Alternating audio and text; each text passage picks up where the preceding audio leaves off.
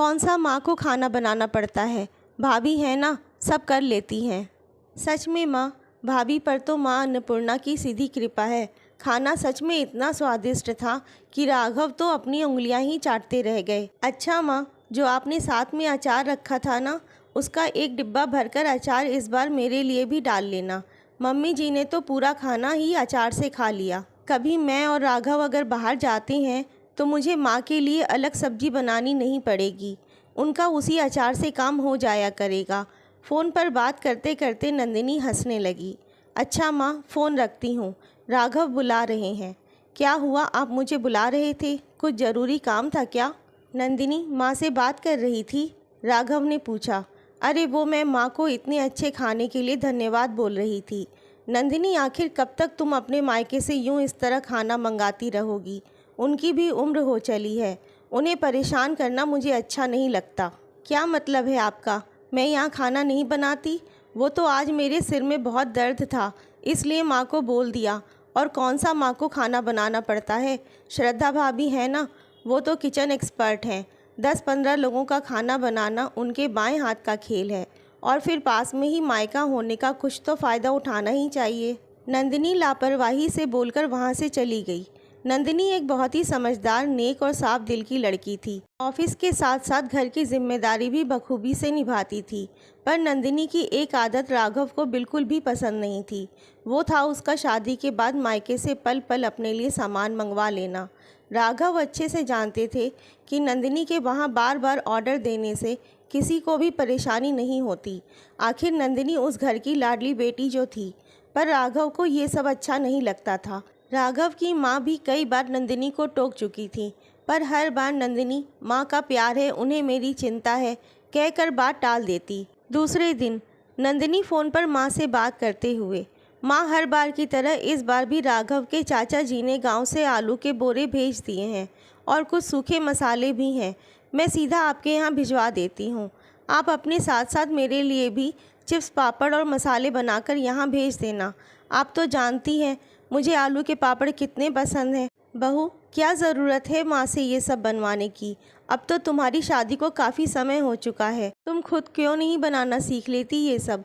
और फिर तुम्हारे और राघव के ऑफिस के बाद पूरा दिन बोर होती रहती हूँ, मैं कर लिया करूँगी ये सब। माँ आप भी ना, ये कोई उम्र है आपकी ये सब करने की? और फिर कौन सा वहाँ माँ को करना पड़ रहा है, भाभी है ना, वो ये सब चुटकियों में कर लेती हैं। आज फिर नंदिनी लापरवाही से बोलते हुए ऑफिस निकल गई। कमला जी को समझ नहीं आता आखिर वो अपनी बहू को कैसे समझाएं। तीज त्योहार पर मायके से सामान आना तो ठीक है, पर हर समय कभी अचार, कभी पापड़, कभी मठरी, हर छोटी छोटी चीज़ों के लिए मायके वालों को परेशान करना अच्छी बात नहीं है। मुझे ही कुछ करना होगा, कमला जी ने मन में ठान लिया था। एक सुबह, माँ आज मेरी ऑफिस में मीटिंग है, मुझे लौटने में देर हो जाएगी, मैंने सारा खाना कैसरॉल में बनाकर रख दिया है, बोलकर नंदिनी ऑफिस निकल गई। रात के 10 बज गए हैं, पेट में भी चूहे कूद रहे हैं, पहले हाथ मुंह धोकर खाना खा लेती हूँ, कहते हुए नंदिनी ने जब फ्रिज खोला तो सारा खाना खत्म हो चुका था। राघव, माँ सारा खाना खत्म हो गया, मुझे बहुत तेज भूख लगी है। बहू, अच्छा हुआ तुम आ गई, वो तुम्हारी ननद संध्या की तबीयत सही नहीं थी तो सारा खाना मैंने वहाँ भिजवा दिया है, जल्दी से कुछ बना लो, मुझे और राघव को भी बहुत तेज भूख लगी है। पर माँ, ऐसे कैसे आपने सारा खाना भेज दिया? तो क्या हुआ, जब तुम्हारी तबीयत खराब होती है तो तुम्हारे मायके से भी तो खाना आता है ना। अब अक्सर ही नंदिनी जो कुछ भी बनाकर रख कर जाती या जो भी नया कुछ बनाती, कमला जी आधे से ज़्यादा उसकी ननद संध्या को भिजवा देती, या नंदिनी के ऑफिस जाने से पहले उसे ननद संध्या के घर सामान पहुंचाने का काम बता देती। महीना भर भी नहीं हुआ था, अपनी मेहनत से बनाए हुए खाने को यूं इस तरह रोज़ रोज़ अपनी ननद को भेजते भेजते नंदिनी चिड़चिड़ाने लगी। आखिर कब तक तुम्हारी बहन बीमार पड़ी रहेगी, तंग आ चुकी हूँ मैं। रात में नंदिनी ने राघव को गुस्से से कहा, बस 1 महीना, और तुम जो इतने सालों से अच्छी खासी होते हुए भी श्रद्धा भाभी को परेशान कर रही हो, उसका क्या? मैंने भाभी से कभी ज़बरदस्ती नहीं करी, वो अपनी मर्ज़ी से मुझे सामान भेजती हैं। नंदिनी, वो अपनी सास की इज्जत और तुमसे प्यार करती हैं, उसका इतना भी नाजायज़ फ़ायदा मत उठाओ कि माँ के बाद तुम्हारा मायका ही ख़त्म हो जाए। आप सही कह रहे हो, मुझसे बहुत बड़ी गलती हो गई। नंदिनी को बहुत पछतावा होता है। इसमें तुम्हारी कोई गलती नहीं, हम सबकी थी।